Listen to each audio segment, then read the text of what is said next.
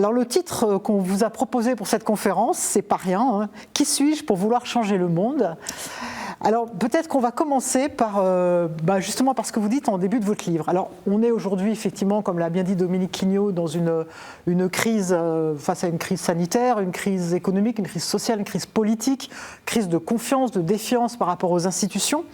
Peut-être un sentiment de perdre la main, hein, ce que les écologistes nomment la solastalgie, c'est-à-dire finalement c'est pas la peine d'agir, de toute façon le monde est foutu et l'environnement va à sa perte. On a cette idée d'un destin, mais d'un destin qui nous échappe, sur lequel on n'a pas de prise. Et alors vous sortez un livre, vous êtes assez gonflé, parce que dans le préambule, il y a cette phrase qui est intéressante. Il y a une décision, écrivez-vous, il y a une décision, il y a un parti pris, un axiome, 2 points. Ce principe intangible, cette idée régulatrice, c'est que l'homme peut, que le sujet peut, que le patient peut. Ça paraît un peu une provocation, il suffit de pouvoir aujourd'hui. Alors, non, c'est pas une provocation, mais ça reste néanmoins une décision morale, un pari, presque.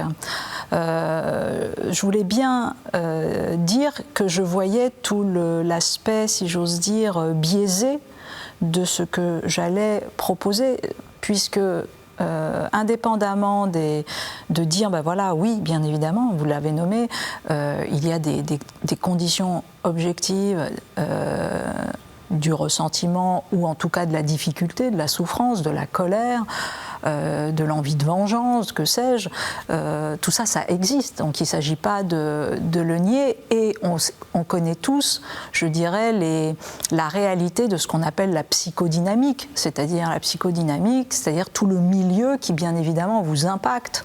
Le sujet n'est pas hors sol, le sujet, il est dans un milieu, il est investi par ce milieu. Si ce milieu est toxique, je dis de manière très large, toxique, hein. En tout cas, si ce milieu, chaque jour, vient le remettre dans sa vulnérabilité, il est évident que ça a un impact. Donc, je ne voulais pas nier cela, mais en même temps, je voulais prendre cette décision de dire, écoutez, entre le déterminisme total et le fait qu'éventuellement, il y ait une possibilité d'un pas de côté, il y ait une possibilité de liberté pour l'homme qui se situe dans l'extraction par rapport à cette détermination socio-économique, culturelle, etc., psychique, je fais ce pari-là. Donc je choisis mon camp. Donc, alors qu'on pourrait me dire, mais vous avez des preuves pour ça, là ? Ça existe, ce que vous racontez ? C'est possible. Vous avez de l'evidence-based médecine de ça ? Et non, pas nécessairement, puisque c'est ce que je raconte un peu plus loin dans le texte. Je dis, mais dans ma pratique clinicienne, j'ai la preuve des deux. Et je ne sais pas pourquoi. C'est-à-dire, j'ai la preuve de sujets, de patients enfermés, enlisés dans la souffrance. Est-ce que c'est parce qu'ils ne peuvent pas en sortir parce que de manière déterminée, le psychisme a fait qu'ils ne peuvent pas en sortir ? Est-ce que c'est parce qu'ils ne veulent pas en sortir ? Je ne peux pas toujours poser, parfois c'est clair, parfois c'est beaucoup plus poreux, parfois c'est beaucoup plus compliqué. Est-ce que moi, en tant que soignant, je dois me positionner de quel côté pour les accompagner ? Est-ce que je dois me positionner du côté de le sujet ne peut pas ? Et est-ce que c'est comme ça que je vais produire un accompagnement le plus vigoureux possible ? Ou est-ce que c'est plutôt, même si ce n'est pas nécessairement toujours juste, voilà, et donc c'est ça. Donc l'idée régulatrice, c'est ça, c'est de dire, écoutez, j'ai bien conscience, il y a une décision morale, mais cette décision morale, elle est que l'homme peut. Et que malgré tout, si l'homme peut, à ce moment-là, tout notre travail, à tous, à la fois individu et collectivité, donc il ne s'agit pas du tout de dire seul l'individu est responsable. Je crois vraiment que le livre fait la part, et en redonnant absolument l'obligation à l'institution collective, les institutions, de faire leur part justement pour venir accompagner tout simplement les individus dans une démarche capacitaire. Mais oui, il y a aussi un impératif moral du côté de l'individu de se dire je dois pouvoir et de faire en sorte que, et mon travail, malgré tout, puisque je ne fais pas de la politique, mon engagement n'est pas celui en tout cas du système politique au sens de politicien, mais mon engagement il est politique du côté de l'éducation et du soin, j'accompagne cet individu pour qu'il aille vers ces approches capacitaires, encore une fois, de la vulnérabilité, et donc qu'il valide le fait que c'est possible. Alors c'est possible, mais c'est vrai qu'on a le sentiment qu'on est aujourd'hui dans une société à qui, enfin en tout cas dans des institutions, dans un État, à qui on demande toujours de plus en plus de protection. C'est vrai qu'on a le sentiment que le citoyen est d'abord une victime aujourd'hui. Oui. Et c'est vrai que le dernier discours du président Macron a été très intéressant pour ça, parce qu'il a fait un catalogue des catégories de Français qui sont tous victimes aujourd'hui de quelque chose. Et donc lui, il répondait finalement à chaque catégorie victime. Alors est-ce que ça, c'est pas quelque chose qui gêne justement pour l'engagement ? C'est-à-dire ce fait qu'on nous victimise un peu et que du coup, on ne s'engage plus. Alors, c'est tout le problème, parce que la reconnaissance de la souffrance, elle est absolument nécessaire au sujet, parce que sinon vous avez un sentiment inique d'une double peine. Donc non seulement vous subissez une souffrance, mais en plus on vient vous expliquer que cette souffrance, elle n'existe pas. Donc c'est doublement violent. Donc bien évidemment que la reconnaissance d'une souffrance, l'objectivation de cette souffrance, elles sont absolument nécessaires, ne serait-ce que pour lutter. Donc il faut que, malgré tout, reconnaître. La question, c'est de savoir si la vérité psychique d'un sujet, elle est au même endroit que la vérité politique, que la vérité historique, que éventuellement la vérité juridique. Pour ma part, je pense que non. C'est-à-dire que pour un sujet, il est dangereux à un moment donné de rentrer dans une essentialisation victimaire. C'est-à-dire de considérer que psychiquement, il est victime. Alors oui, dans un premier temps, mais pour en sortir, il va falloir aussi qu'il se positionne ailleurs. Et ça, c'est très particulier. Et les théoriciens d'une grande école de psychodynamique, d'interactionnisme ou de ce qui a pu donner lieu ensuite au TCC, etc., toutes les thérapies brèves, c'est-à-dire l'école de Palo Alto, Bateson, Václavic, ont un personnage emblématique pour expliquer ce que je raconte. Ils parlent du baron de Mauthausen, qu'on connaît, une espèce de choses comme ça. Et vous savez, et c'est dans un des textes de Václavic, je pense que c'est non, mais sans doute le texte qui est consacré au baron.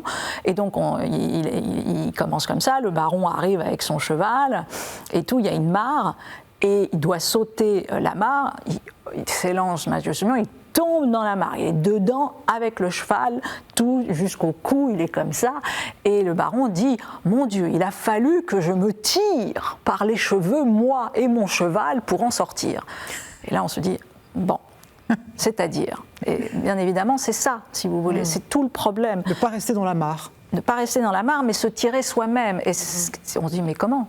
Il n'y a pas d'appui, c'est pas quelqu'un qui m'a tiré de là, et c'est tout le problème. C'est-à-dire que ce seuil, si vous voulez, ce seuil-là, qualitatif de la sortie, c'est comment on le fait. Et ça, ce n'est pas écrit à l'avance de savoir comment on va le faire. On va le faire avec un tiers résilient ou pas. On va le faire de toute façon, toujours à un moment donné, avec une part active de soi-même. Même si cette part est minuscule, cette part, elle est quand même importante. Et toute la difficulté, c'est, je dirais, à la fois de reconnaître le fait qu'on a subi quelque chose et en même temps d'aller chercher un caractère agent qui n'a pas été atteint ou qui va pouvoir se retrouver, parce que parfois il est atteint, même c'est toute la vérité du traumatisme, c'est ça, c'est que ce pouvoir agent est atteint, et donc tout le travail des tiers résilients. Les tiers résilients, c'est beaucoup de choses, hein. C'est bien évidemment les amis, ça peut être des thérapeutes, ça peut être des livres, ça peut être une idée, ça peut être un souffle, ça peut être une odeur, ça peut être tout d'un coup le fait d'être devant la mer, le fait d'aller se bagarrer avec le sport, le fait simplement de marcher. Donc il y a 1000 chemins possibles, mais parfois on n'est même plus capable de saisir éventuellement ces petits chemins-là, et c'est là où l'autre peut être une aide, mais ce qui est certain, en tout cas moi je fais ce pari-là, que c'est possible et que ça, on peut aller le chercher. Maintenant, est-ce que c'est possible dans un monde comme le nôtre où justement on n'a plus tellement confiance? Non, on a presque peur de l'avenir aujourd'hui. Tout à fait, on a peur de l'avenir. On est dans un monde de grande incertitude, alors que c'est un monde qui par ailleurs ne supporte pas l'incertitude, ne supporte pas le risque.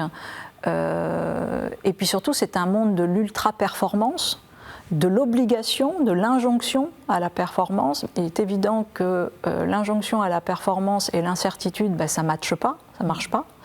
Parce qu'il faut être beaucoup plus souple dans l'incertitude. On ne peut pas définir tout le temps comme ça des objectifs qui de toute façon ne seront pas tenables parce que le monde va chavirer, parce que vous parliez de la solalstalgie et de ces imaginaires d'effondrement aujourd'hui qui sont tout à fait présents. Alors la solalstalgie, c'est encore un peu autre chose parce que ce n'est pas que l'effondrement, c'est le fait d'avoir perdu un lien avec la nature qui nous permettait aussi de nous restaurer, d'avoir une reconnexion avec le vivant, et on a un sentiment comme ça abandonnique. Non seulement on est abandonné par les uns, les autres, etc., mais par la nature elle-même. La planète nous abandonne. Mais la planète, il n'y a plus de lien avec cette planète, de sentiments vitalistes dont nous avons absolument besoin pour nous engager, etc.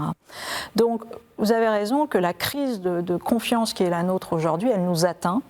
Et que bien évidemment, mais c'est hélas un cercle vicieux, c'est-à-dire que moins il y a de confiance, moins il y a une envie d'engagement, mais moins il y a d'engagement, moins il y a de confiance. Donc à un moment donné, ce seuil qualitatif, le fait de faire rupture en disant malgré tout j'y vais, il est quand même nécessaire. Donc là, l'enjeu, c'est quoi? C'est de voir que ceux qui sont les moins fracassés, je vais le dire comme ça, ceux qui sont les moins atteints, se forcent, s'obligent d'une certaine manière à l'engagement pour redonner un peu de résilience, pour ramener de la résilience à ceux qui sont plus vulnérables en ce moment et qu'ils retrouvent un peu de confiance et qu'ils redécouvrent leur puissance d'agir. Et c'est comme ça, dans cette solidarité qui va préexister de nouveau, que l'engagement va venir on va pouvoir, parce que par ailleurs, une fois qu'on a remis un tout petit peu le pied dans l'engagement, il y a une fonction résiliente et même une fonction thérapeutique de cela, c'est-à-dire que c'est un vitalisme qui nourrit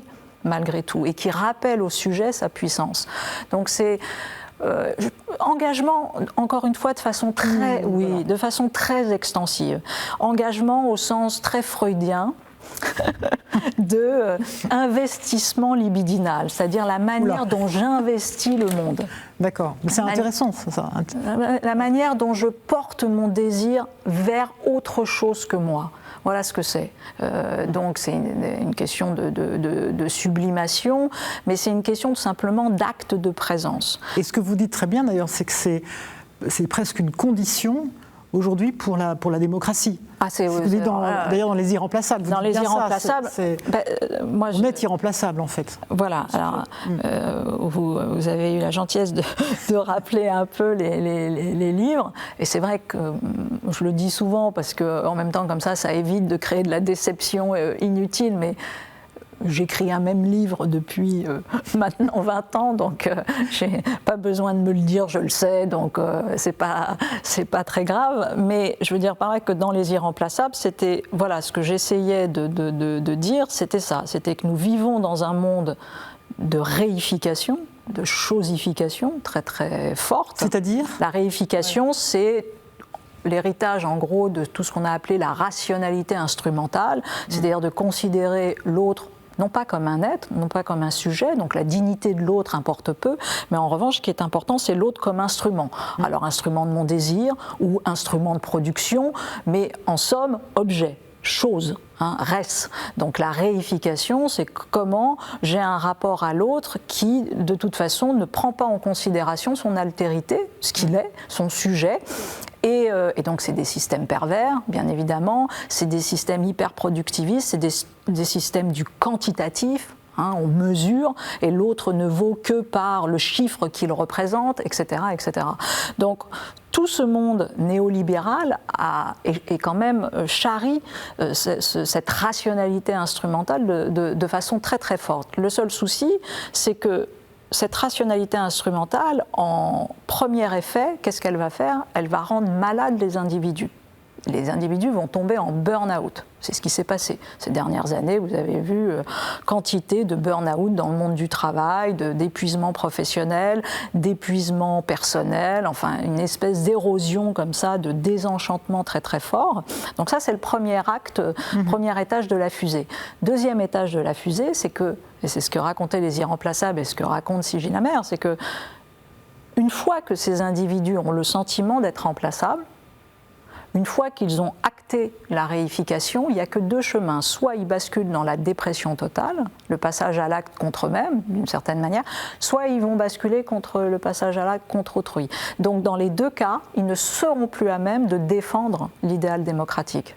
C'est ça le problème. C'est-à-dire que si vous êtes très très cynique, nous sommes 7,5 milliards d'individus, vous pouvez considérer qu'après tout, les politiques néolibérales détruisent les individus. Bon, vous êtes cynique, c'est grave, mais nous sommes nombreux, c'est pas si grave. Bon, très bien. Là où, en l'occurrence, on peut dépasser un peu le cynisme, c'est de dire attention, parce que vous ne faites pas que détruire les individus en faisant ça. Vous faites que ces individus détruits ne pourront pas défendre, porter le système, ne pourront plus défendre l'état de droit, et que donc nécessairement ces individus basculeront soit dans un système autoritaire, soit dans un phénomène de désinvestissement total, et ils fuiront, enfin bref, il y aura des... Donc je caricature, mais l'état de droit est absolument lié à la préservation du sentiment d'irremplaçabilité au sens moral du terme, pas au sens de je suis indispensable et pas au sens mégalomaniaque, je suis merveilleux, pas du tout, mais au sens de je suis actif, je suis agent, je suis responsable, je m'engage. Et parce qu'on a vu là ces dernières années des nouvelles formes un peu d'engagement comme ça, oui, bien sûr. Et c'est vrai que les gilets jaunes, ça. Oui, en partie. Alors, est-ce que les gilets jaunes, c'est une manière de s'engager ou simplement une manière d'être contre ? Comment vous situez un mouvement comme ça ? Généralement, dans chaque mouvement, il y a tout le spectre. Il y a tout. Et c'est ça qui est intéressant d'ailleurs, c'est que chez les Gilets jaunes, il y a eu à la fois, très certainement, chez des individus, et parfois même à l'intérieur même d'individus, parce que c'est comme ça, l'individu est pluriel, et puis il peut avoir toute une part, justement, ressentimiste en lui, et puis parfois où il résiste à sa pulsion ressentimiste, et où justement il va sortir malgré tout de sa colère, et il va faire autre chose. Donc dans les Gilets jaunes, on a eu tout. On a eu certainement quelque chose qui est de l'ordre du ressentiment, et on a eu certainement, et on l'a vu, de l'engagement. Il suffisait d'écouter, il suffisait de voir, c'est-à-dire concrètement des gens qui se sont constitués, qui ont les questions des ronds-points, les questions des communautés, des commissions autogérées qui ont surgi ici ou là, beaucoup se posant la question ou pas de est-ce qu'on va jusqu'à la représentation politique ou pas, comment... Cet engagement de dire c'est une action au long terme, on y retourne, on ne bascule pas dans la violence, mais on y retourne quand même tous les samedis, on pose nos RTT, etc. On y va, on se dédie à cette action politique commune. Donc il y a eu tout ce pan-là qui, je pense, a été véritablement très intéressant au niveau de l'engagement. Et puis par ailleurs, on a tous vu des images qui débordaient, alors parfois avec des violences qui étaient connexes, des black blocs, de je ne sais si, etc., mais pas toujours, pas que. Donc il y a eu l'ensemble du spectre. Mais quand vous interrogiez en one-to-one, si j'ose dire, ceux qui voulaient représenter les Gilets jaunes, vous aviez malgré tout une volonté de prise de parole, de plaidoyer, de politique, de mouvement social, moi, que j'ai trouvé très intéressant. Sauf que ça n'a pas abouti, justement, il n'y a pas eu d'action collective. C'est là où je ne suis pas d'accord, parce qu'on est terrible. On est maximaliste. Non, ça a abouti. Et c'est pour ça moi je pense que c'est vraiment important de dire que l'engagement, ça a déjà abouti, les Gilets jaunes. Ça a déjà existé. C'est-à-dire que tout ce qui a été fait n'est absolument pas nul. Ça produit quelque chose, et ça produira avec d'autres quelque chose qui va advenir. Et c'est très important de comprendre qu'une action, si vous voulez, une action politique historique, elle se déroule sur du temps long. Aujourd'hui, un nouveau mouvement va peut-être naître, mais qui sera nourri, qui sera d'une certaine manière, pas des héritiers, mais des continuateurs. Donc on travaille, si vous voulez, à plusieurs. Il n'y a pas un événement qui surgit et qui va détenir l'alpha et l'oméga de l'histoire. En fait, on construit construit une histoire. On construit une histoire ensemble. Donc non, ce fait de dire ah mais non, ça, vous voyez, ça ne sert à rien. Je trouve que c'est absolument terrible. Je trouve que c'est faux. En plus, intellectuellement parlant, je trouve que moralement, c'est indigne de dire ça, c'est une honte. Et de manière épistémologique, c'est de ne rien comprendre à ce qu'est l'action historique. Donc non, les Gilets jaunes ont agi, agissent, agiront peut-être demain encore, avec d'autres. En revanche, ce qui me paraît considérable, c'est, et moi c'est le livre, il va dans ce sens-là, c'est que pour moi, tout ne s'appelle pas mouvement social. La violence qui existe aujourd'hui, le ressentiment qu'on peut ressentir ici ou là aujourd'hui, pour ma part, ce n'est pas valable comme transformation politique. Je pense qu'il faut faire attention, vraiment attention à cela, et de comprendre que oui, la sublimation du ressentiment, ça produit un mouvement historique qui, pour ma part, j'ai envie d'en être. Le ressentiment comme mouvement historique, ça produit quelque chose qui a déjà existé, qu'on connaît par cœur et qui nous emmène dans 10 ans d'involution, de régression populisme, dangereuse, dramatique, qui a existé, qui existera hélas encore sans doute. Et si, pour ma part, voilà, on peut éviter et empêcher cela, je pense que c'est important comme acte. Alors justement, si on veut éviter, donc on va aller plus dans l'engagement. Et il y a une question qu'on se pose souvent, c'est quel est le lien entre mon engagement individuel, ma vie individuelle, et puis l'engagement collectif que je peux avoir. Est-ce qu'il y a un lien? Est-ce qu'il y a une obligation de cohérence? Non, il n'y a pas nécessairement une obligation de cohérence, mais après,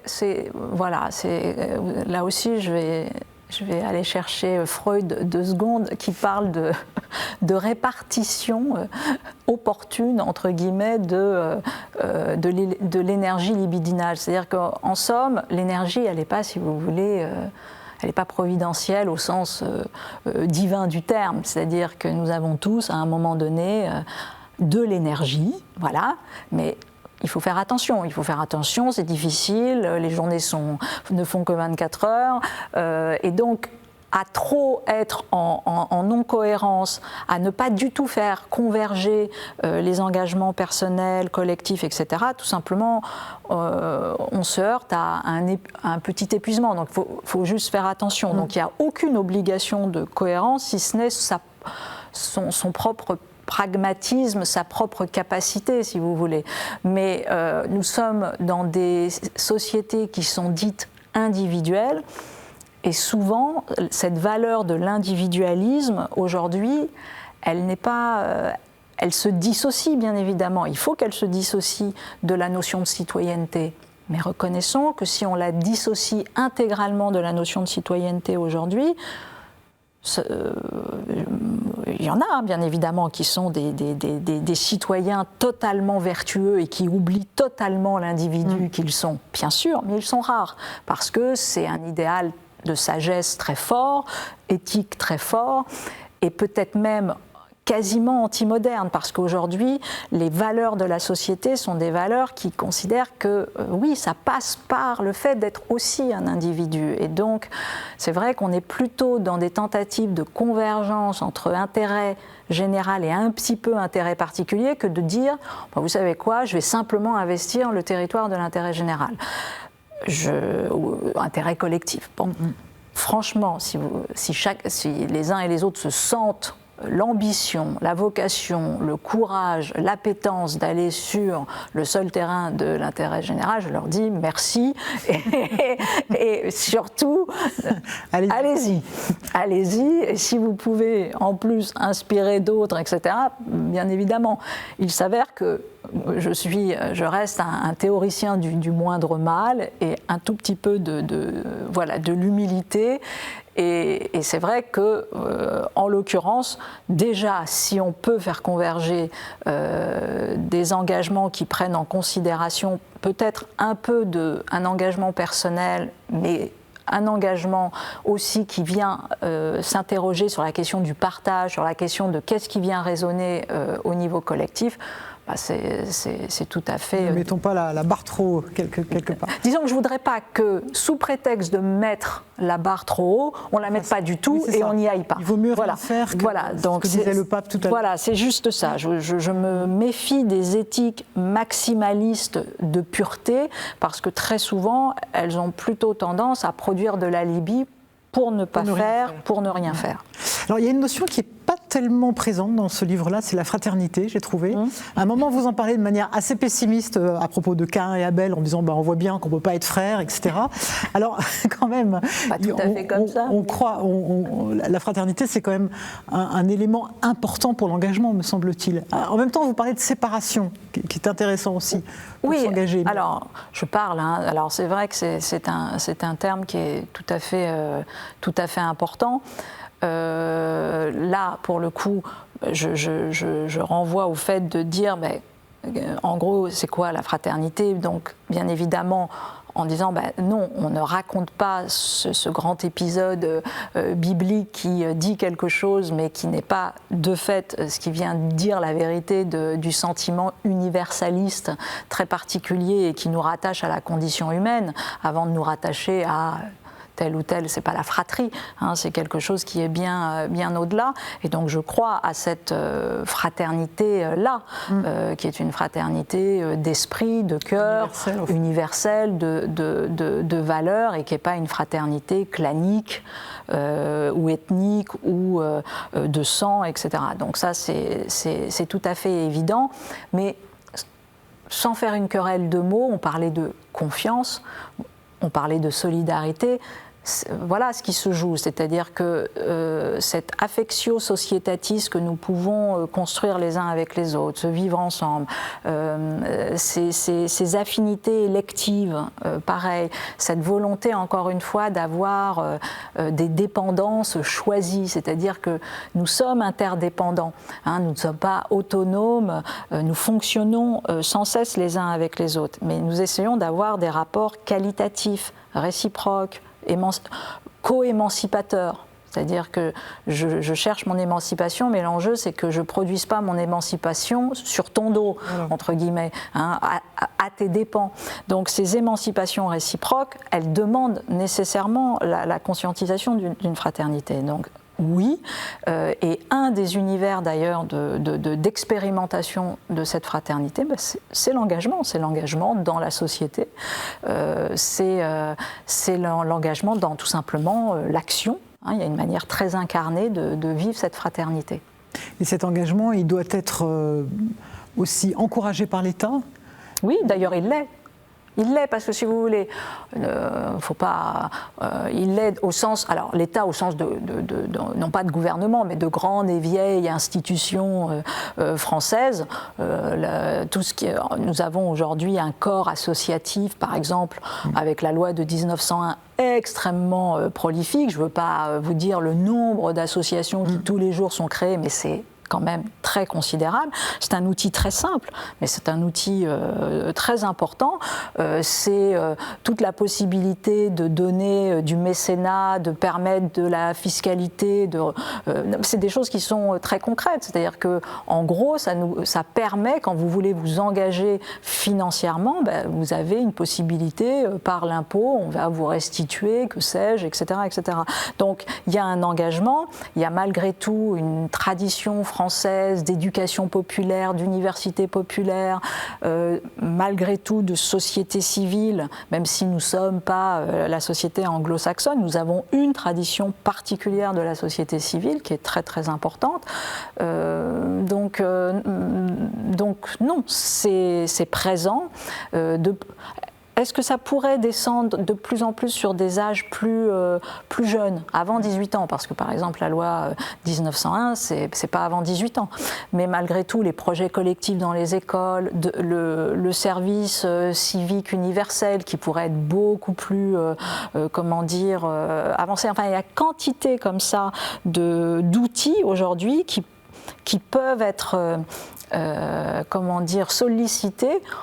Je pense par exemple à un outil qui vient d'être créé et qui est pour l'instant inexistant sur le papier, les délégués, vous savez, les délégués dans les classes qui sont dédiés justement au réchauffement climatique, à l'environnement, à tout ça. ça paraît ridicule. Ça dépend comment vous... Vous parlez beaucoup d'éducation d'ailleurs. Bah oui, parce que c'est là où tout commence, c'est matriciel, si vous voulez. Il est évident que si on invite nos élèves dès la petite section jusqu'au lycée et au-delà à produire un projet collectif avec les autres à destination de la société, il est évident que oui, ça viendra les nourrir d'une certaine manière, ça viendra créer un ethos, ça viendra créer un habitus particulier. On le fait. De dire qu'on ne le fait pas, c'est faux. Dire qu'on pourrait le faire encore davantage, oui, je le pense. Je pense vraiment que l'école au sens très très large, très très extensif, et que l'éducation tout au long de la vie, tout simplement nous enseigne à la fois des contenus essentiels de savoir, des méthodes d'apprentissage, de la méthodo, de la compétence, de la technicité, des humanités pour... voilà. Et puis, nous enseigne ce qu'on a appelé un savoir-être, des logiques plus existentielles. Je pense que oui. Je sais que j'ai quantité de collègues enseignants qui disent non, notre travail, c'est le contenu. La vérité, c'est que non. L'acquisition des savoirs. La vérité, c'est que c'est impossible Moi aussi, j'adorerais ne produire que du contenu, mais la vérité, c'est que les êtres humains arrivent à l'école avec ce qu'ils sont, avec les vulnérabilités qui sont les leurs. Alors, comment on fait si... on est bien obligé de prendre aussi, à un moment donné, en charge cet être dans sa globalité. Alors peut-être, oui, sur l'éducation, on va peut-être y revenir pour les questions. Donc on va passer aux questions. Alors avec Arnaud et Pierre-Yves qui font ce travail de fourmi, de rassembler toutes vos questions, parce que je crois qu'il y a eu beaucoup de questions durant cette première demi-heure. Alors Arnaud, vous avez peut-être une première salve de questions à nous proposer pour Cynthia ? Oui, tout à fait. Merci Isabelle. Je regrouperai volontiers un premier champ de questions autour de la jeunesse. Beaucoup de questions. Voilà, les jeunes aujourd'hui sont confrontés, comme tout le monde, au Covid, au confinement, à la crise environnementale, d'inquiétude sur l'économie, le chômage, leur insertion. Bref, l'avenir est incertain. Donc Cynthia Fleury, qu'est-ce que vous diriez particulièrement à un jeune homme ou une jeune fille aujourd'hui de 18 ans qui voudrait changer le monde et plus particulièrement qui douterait de pouvoir le changer? Alors ça tombe bien parce que Cynthia Fleury est enseignante aussi, donc... Oui, ils sont un petit peu plus âgés, les miens, en l'occurrence.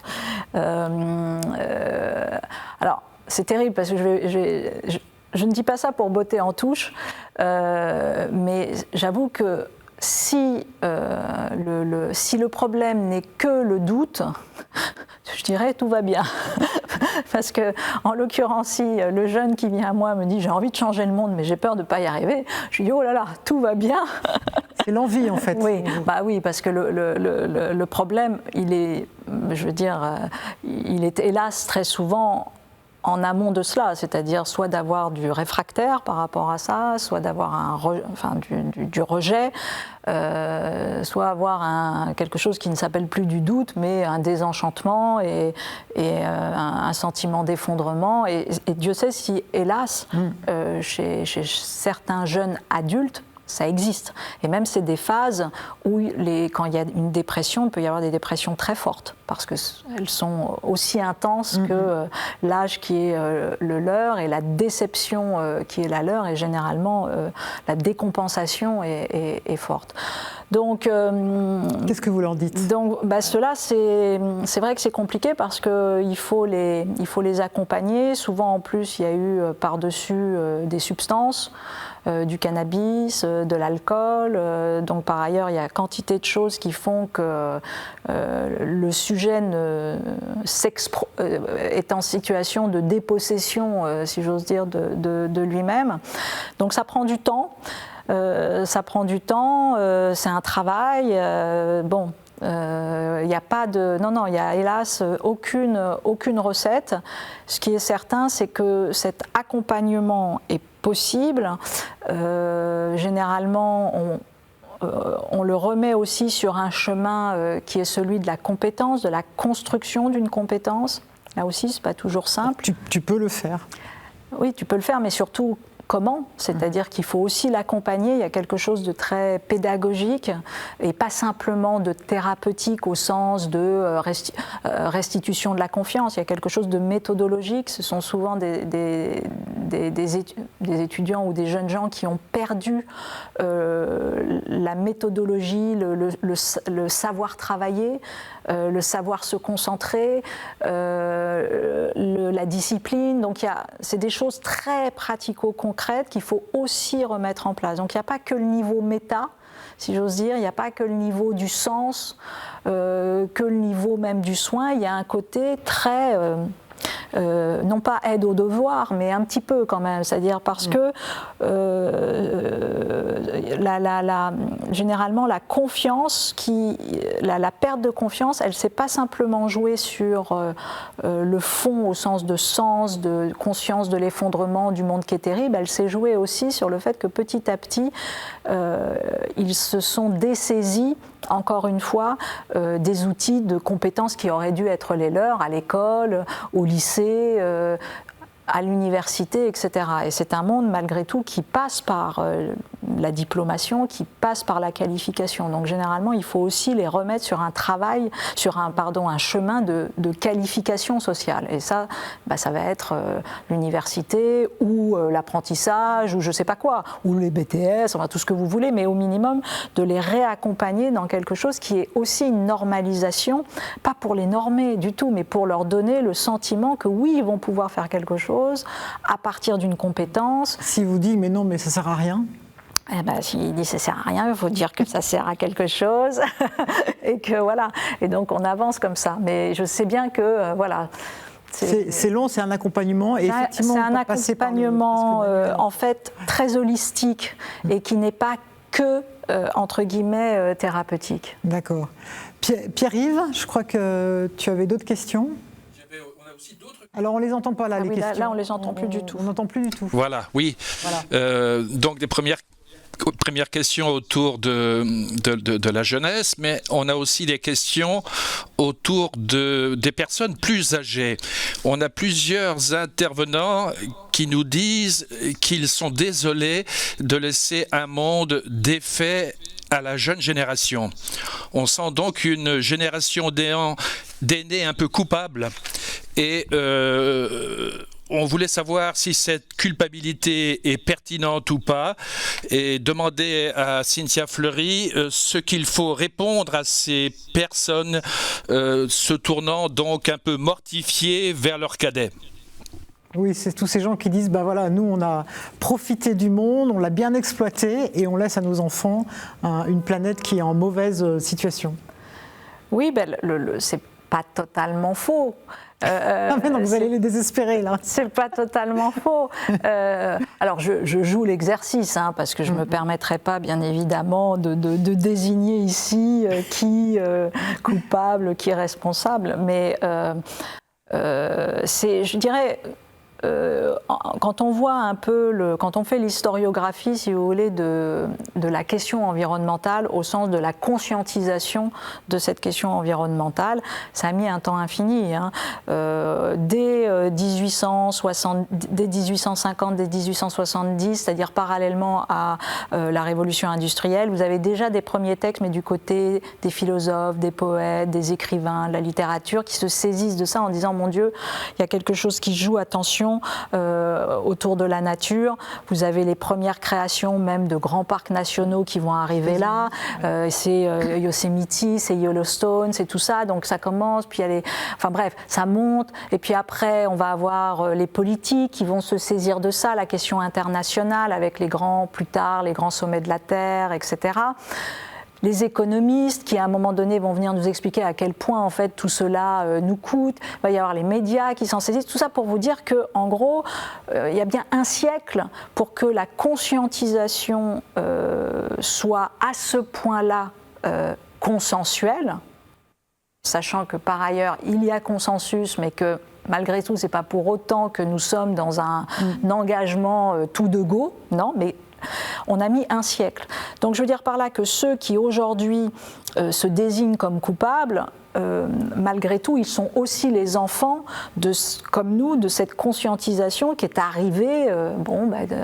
Voilà, on peut toujours être plus intelligent que son époque, si j'ose dire, j'entends bien, mais il n'empêche que cette culpabilité, à un moment donné, nous la portons à plusieurs. Bon, mais justement, est-ce qu'elle n'est pas un frein à l'engagement, la culpabilité ? Voilà, c'est tout l'enjeu. C'est pour ça qu'à nos chers aînés, il faut leur dire, écoutez, la culpabilité, c'est une chose, ça vous regarde d'une certaine manière. En revanche, si cette culpabilité, encore une fois, est utilisée comme un alibi pour ne pas, là, ici et maintenant, nous accompagner, nous, générations, et puis bien évidemment ceux qui vont arriver dans un autre destin, c'est dommage. Donc je veux dire par là qu'il y a aujourd'hui la possibilité de commencer autre chose. Et d'ailleurs, on a commencé autre chose. Vous avez sur le territoire français et international quantité de personnes qui ont basculé dans des engagements soi-disant dits alternatifs, mais qui en fait ne sont pas du tout alternatifs. Ils sont vrais. Y compris les plus âgés d'ailleurs. Y compris les plus âgés. Donc voilà, s'ils ont cette conscience-là, tout simplement de leur dire, écoutez, il y a un chemin très très simple qui est celui d'un engagement écolo-social à faire et qui n'attend que vous. Des petits pas ? Oui, des petits pas, des grands pas, ce que vous voulez, mais en tout cas, aujourd'hui, la possibilité vraiment de se saisir, encore une fois, de cette dynamique-là, elle existe. Et puis en plus, elle est passionnante. Je veux dire par là que c'est pas que du tout même de la renonciation, du sentiment de perte, de deuil. C'est pas vrai. La démarche d'innovation qui est derrière la transition sociale et écologique, elle est quand même pertinente. C'est intéressant d'ailleurs ce que vous dites parce que c'est vrai que l'engagement, souvent on le voit. Bon, je me fouette un peu puis je m'engage. Non, là vous dites il y a quand même quelque chose qui est très positif. Il y a une vérité de création, il y a une vérité d'émergence, il y a une vérité de liberté aussi, parce que s'engager, c'est aussi de l'initiative. Au départ, on vous donne éventuellement un protocole, puis très très vite, le protocole, vous le suivez, vous le détournez, vous le mettez ailleurs, vous rendez compte aussi qu'il est éventuellement obsolète, donc vous le transformez. Donc toute cette part, si vous voulez, de surgissement, c'est non seulement de la liberté, c'est de l'innovation, c'est de la création, c'est de la résilience. Donc oui, c'est voilà, ce n'est pas que le fouet. Voilà, ce n'est pas que le fouet du tout. Arnaud, je crois qu'il y a encore des questions. Oui, tout à fait. Cynthia Fleury, avec Rilke, vous évoquez cet homme créateur. Un homme qui se recrée comme sujet, un homme créateur de liens.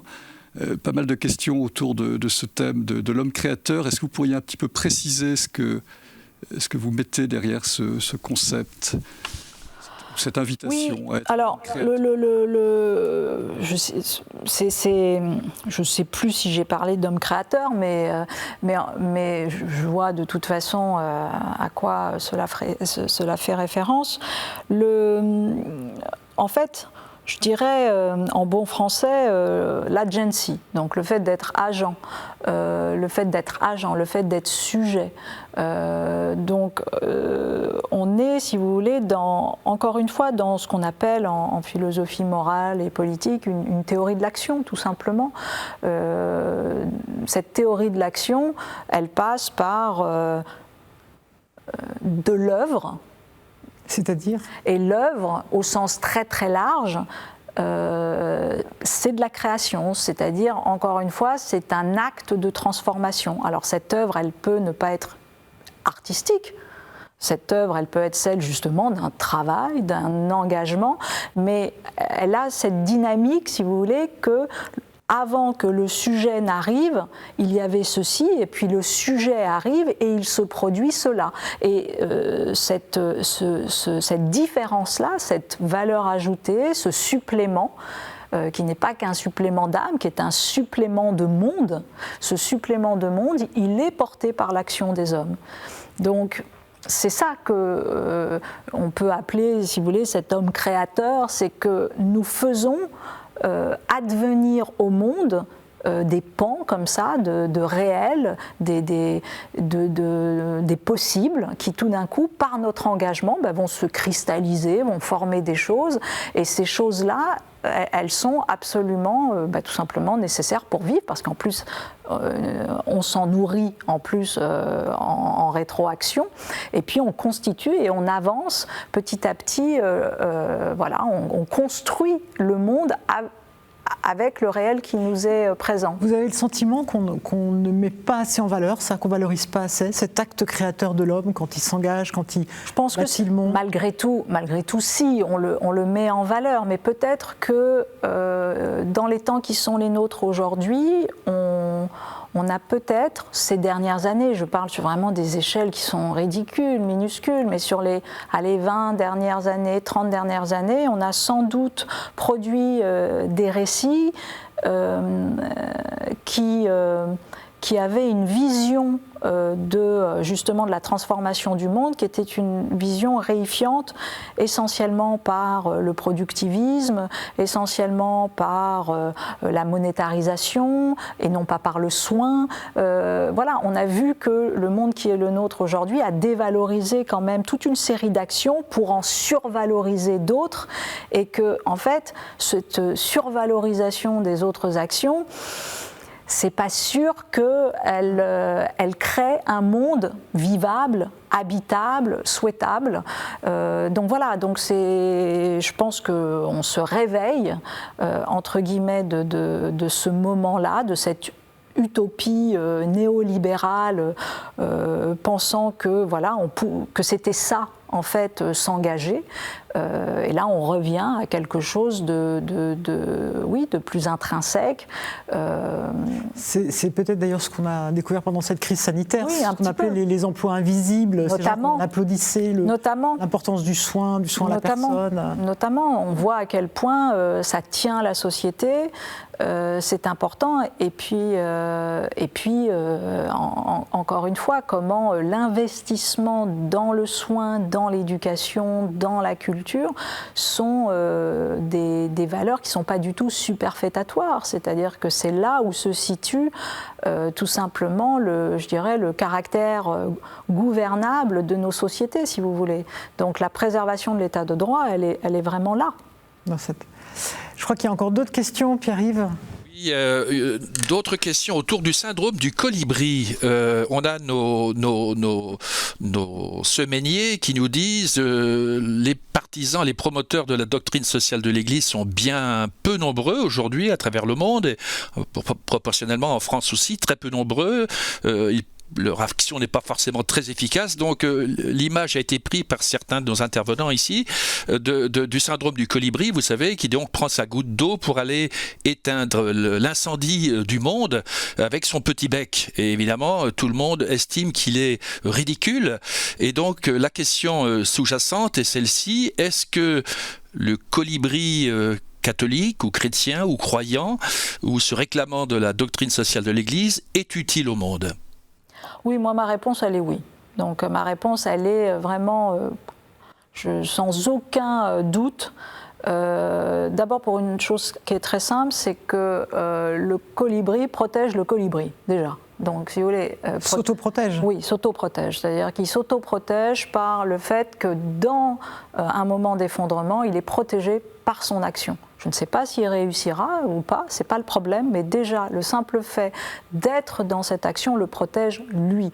Donc, vraiment sur une vérité psychique, clinicienne, la part du colibri est essentielle déjà à son autoprotection. Ça, c'est un premier point. Après, c'est ce qu'on a dit tout à l'heure. Qu'est-ce qui va se sédimenter avec autrui? Qu'est-ce qui va faire que tout d'un coup, cette part-là, elle va s'agréger à une autre, et puis à une autre, puis à une autre, etc. Personne n'a l'histoire a priori de cette dynamique-là. Personne.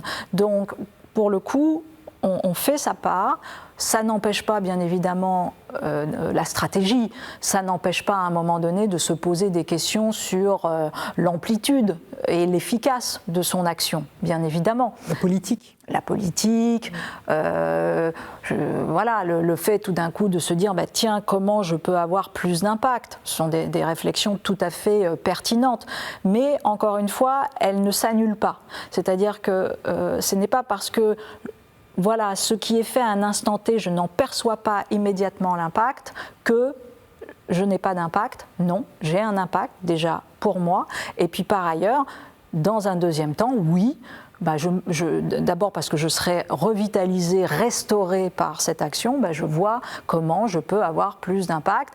Et il est évident que la question, vous avez un grand auteur qui s'appelle Hans Jonas, qui a comment dire, théorisé la nécessité de mettre en place des éthiques politiques, des éthiques collectives, en considérant précisément que nous étions dans un monde où la seule action individuelle éthique ne pouvait plus être paradigmatique. C'est vrai, parce qu'on est dans une grande théorie des grands nombres. Il n'empêche que derrière les grands nombres, il y a quantité d'individus et que c'est une histoire de dose et personne ne sait quand le quantitatif de ces individus les uns à côté des autres font basculer et produisent un effet seuil. Donc les colibris, non, il faut continuer. D'ailleurs, on oppose toujours, et c'est marrant parce qu'il y a des enquêtes qui ont très bien montré que ceux qui commencent par trier leurs déchets chez eux sont aussi ceux qui s'investissent dans des grands mouvements écologistes ou dans des grands mouvements politiques. Enfin, c'est plutôt un premier pas, ou une manière d'être. En tout cas, c'est pas contradictoire. Tout à fait. Très souvent, c'est pas du tout contradictoire. Et encore une fois,